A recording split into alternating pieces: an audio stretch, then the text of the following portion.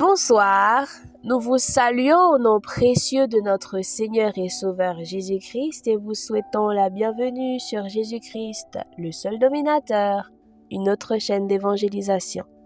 N'oubliez pas de vous abonner, d'aimer et de partager pour que l'évangile aille le plus loin possible. Vous êtes actuellement à l'écoute de la méditation du jour. Et nous vous exhortons, frères et sœurs, à avertir ceux qui sont oisifs et perturbateurs, à encourager ceux qui sont découragés, à aider les faibles et à faire preuve de patience envers tous. 1 Thessaloniciens chapitre 5, verset 14.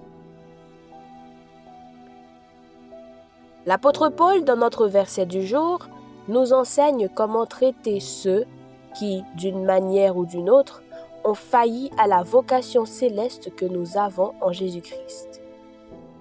Que devons-nous faire? Cela dépend de leurs besoins. Certains doivent être avertis. Ceux qui sont oisifs et perturbateurs doivent l'être. Que signifie être oisif et perturbateur? Dans 2 Thessaloniciens au chapitre 3 et au verset 11, Paul nous explique que cela signifie: nous apprenons qu'il y a parmi vous quelques-uns qui sont oisifs et perturbateurs. Ils ne sont pas occupés, mais s'ingèrent dans les affaires. De Thessaloniciens 3, 11. Les personnes indiscrètes sont celles qui se mêlent des affaires des autres de manière malsaine. Il faut donc les avertir de se mêler de leurs affaires, car elles perturbent la communauté. Certes, les avertir doit être fait avec humilité, mais il est indispensable de le faire. Certains doivent être encouragés. Ceux qui sont découragés doivent être encouragés. Que signifie être découragé? Être découragé, cela signifie être déprimé ou craintif. À cause d'expressions négatives diverses, les personnes découragées ne parviennent pas à répondre à l'appel qu'elles ont en Jésus-Christ.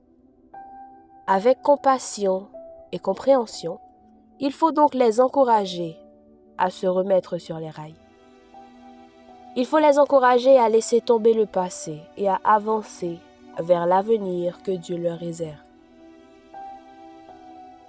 Certains, à leur tour, doivent être aidés.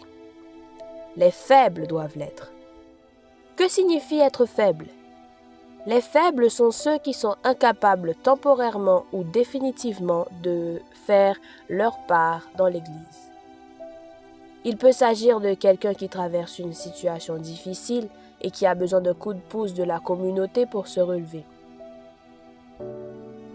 Au lieu d'abandonner les faibles et de les laisser derrière, Paul nous dit que nous devrions les aider.